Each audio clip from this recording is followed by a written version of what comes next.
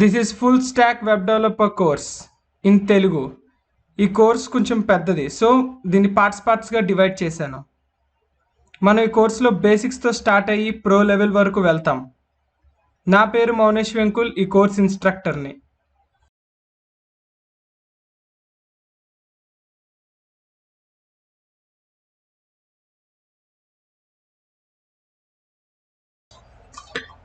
ముందు వీడియోలో మనం సిఎస్ఎస్ బేసిక్స్ తెలుసుకున్నాం. అంటే సిఎస్ఎస్ అంటే ఏంటి అండ్ సిఎస్ఎస్ని హెచ్టిఎంఎల్లో ఎక్కడెక్కడ పెట్టచ్చు. లైక్ ఇన్లైన్లోని స్టైల్ ట్యాగ్ ఉపయోగించి ఇన్లైన్. స్టైల్ అనేది అట్రిబ్యూట్, H3 అనేది సెలెక్టర్, ఈ బ్యాక్గ్రౌండ్ కలర్ అనేది ప్రాపర్టీ. సో దీన్ని ఇన్లైన్ అంటారు. ఇన్లైన్గా పెట్టచ్చు, హెడ్లో పెట్టచ్చు, లేదా సపరేట్గా ఫైల్ క్రియేట్ చేసి ఆ ఫైల్ తాలూకా నేమ్ని ఇక్కడ లింక్ చేయొచ్చు ఇలా. సో 3 విధాలుగా మనం పెట్టచ్చు. అలాగే ఇప్పుడు ఒక ఫైలే క్రియేట్ చేయొచ్చా అంటే style.css ఒక ఫైలే క్రియేట్ చేయొచ్చా అంటే కాదు, 2-3 చేయొచ్చు. లైక్ ఇప్పుడు నేను ఇక్కడ మళ్ళీ న్యూ ఫైల్ నొక్కి దానికి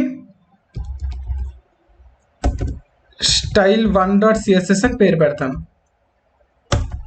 ఇప్పుడు ఈ style1.cssకి నేను ఏదో ఇంకొక ప్రాపర్టీ ఇస్తాను. లైక్ ఇప్పుడు ఇక్కడ UL ఉంది, UL అన్నిటికీ బ్యాక్గ్రౌండ్ కలర్ నేను మారుద్దాం అనుకుంటున్నాను. సో UL అనేది సెలెక్టర్. ఇక్కడ దీని లోపల మనం ప్రాపర్టీస్ రాస్తాం. ప్రాపర్టీస్ ఏంటి, మళ్ళీ బ్యాక్గ్రౌండ్ కలరే వాడతాను. బ్యాక్గ్రౌండ్ కలరే ఉండదు, ఇంకా చాలా ఉంటాయి, మీకు నేర్పిస్తాను. బ్యాక్గ్రౌండ్ కలర్ కింద గ్రీన్ పెడదాం. సేవ్ చేసి ఇప్పుడు నేను లింక్ చేయాలి.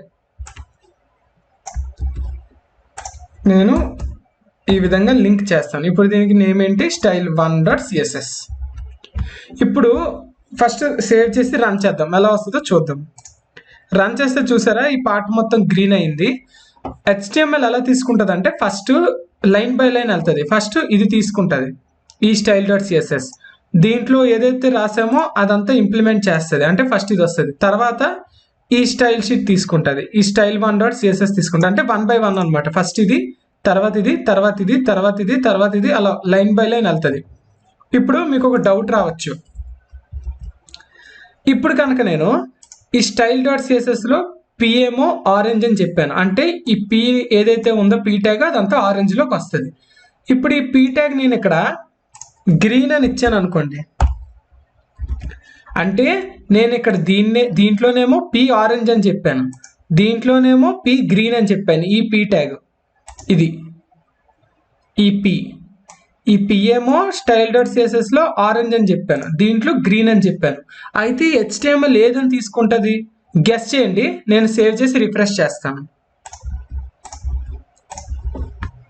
ఇప్పుడు రిఫ్రెష్ చేస్తున్నాను, మీరు గెస్ చేయండి ఏమొస్తుందో. మీరు అనుకోండి, ఒకవేళ మీరు గ్రీన్ అనుకుంటే మీ గెస్ కరెక్టే. ఆరెంజ్ అయితే కంగారు పడద్దు, అది ఎందుకు గ్రీన్ అనో నేను చెప్తాను. ఇప్పుడు లైన్ బై లైన్ వెళ్తుందని నేను మీకు చెప్పాను. ఫస్ట్ ఇక్కడికి వస్తుంది, ఇక్కడికి వచ్చి ఈ style.css ఎక్కడ ఉందో వెతుకుతుంది. ఇక్కడ ఉంది style.cssలో మనం ఏమని చెప్పాం, ఆరెంజ్ అని చెప్పాం. అంటే దీనికి ఆరెంజ్ కలర్ ఇస్తుంది. కానీ వెంటనే within milliseconds of టైంలోని ఈ సెకండ్ లైన్కి వెళ్తుంది. ఈ లైన్కి వెళ్ళి ఏమని చూస్తుంది, style1.css అని చూస్తుంది. ఇప్పుడు style1.css ఎక్కడ ఉందో వెతుకుతుంది. style1.css ఎక్కడ ఉంది, ఇక్కడ ఉంది. ఇది ఓపెన్ చేసి ఇప్పుడు ఏముంది, P ఏమో గ్రీన్ ఉంది. అయ్యయ్యో ముందు దాంట్లో ఆరెంజ్ పెట్టాను, ఇప్పుడేమో గ్రీన్ అని ఉంది, అందుకని నేను గ్రీన్కి మార్చేస్తానని చెప్పి within milliseconds of టైంలోని ఇది ఆరెంజ్ నుంచి గ్రీన్కి వెళ్తుంది. అది చాలా ఫాస్ట్గా జరుగుతుంది, మీరు కనిపెట్టలేరు, మీ కళ్ళుకి కనబడదు. ఎంత ఫాస్ట్గా రిఫ్రెష్ చేస్తున్నా చూడండి, అది with in milliseconds of టైంలో ఆరెంజ్ నుంచి గ్రీన్కి మారుతుంది. కానీ మీకు అది విషయం తెలియట్లేదు. ఫస్ట్ ఆరెంజ్ అవుతుంది, తర్వాత గ్రీన్కి వస్తుంది. అంటే ఏదైతే లాస్ట్గా పెట్టారో ఆ ఎఫెక్ట్ ఇక్కడ కనబడుతుంది. సో లాస్ట్గా ఏవి ఇస్తారో అది ఎప్పుడు కన్సిడర్ చేస్తుంది HTML. ఈ విషయంలో మీరు చాలా జాగ్రత్తగా పెట్టాలి. ఎందుకంటే లాస్ట్న ఒక్కొక్కసారి మనం కావాల్సింది ఆరెంజే, కానీ మర్చిపోయి ఎక్కడో పెద్దగా కోడ్ రాస్తున్నప్పుడు మధ్యలో గ్రీన్ అని ఇచ్చేస్తాం. కాబట్టి ఇది గ్రీన్ కింద వచ్చేస్తుంది. అందుకని చెక్ చేసుకోవాలి. ఎప్పుడైనా మనం కోడ్ CSS చెక్ చేస్తున్నప్పుడు కూడా డౌన్ ట్యాగ్స్ నుంచి పై ట్యాగ్ వెళ్ళాలంటే ఫస్ట్ లాస్ట్ ట్యాగ్ చెక్ చేసి తర్వాత దాని పైన ఉన్న ట్యాగ్ చెక్ చేయాలి. ఫస్ట్ style1 చెక్ చేసి తర్వాత style.css చెక్ చేయాలి. అలా వెళ్తేనే మనకి ఈజీగా బగ్స్ అనేవి దొరుకుతాయి. ఇవి నెక్స్ట్ వీడియోలోని మనం సిఎస్ఎస్ ప్రాపర్టీస్ గురించి తెలుసుకుందాం. ఇంకా మీకు కొన్ని రిఫరెన్సెస్ ఇస్తాను నెక్స్ట్ వీడియోలో. మీరు సిఎస్ఎస్ ఎక్కడి నుంచి నేర్చుకుంటే బెటర్, ఏ లింక్స్ అవన్నీ నేను చెప్తాను. మనం సిఎస్ఎస్ అన్నీ గుర్తుపెట్టుకోం. హెచ్టిఎంఎల్ కంటే సిఎస్ఎస్ పెద్దది.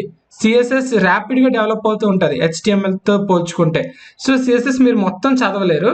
నేను కొన్ని రిఫరెన్సెస్ ఇస్తాను, వాటి నుంచి మీరు చదివితే చాలా బెటర్గా ఉంటుంది. సో నెక్స్ట్ వీడియోలోని దాని గురించి చూద్దాం.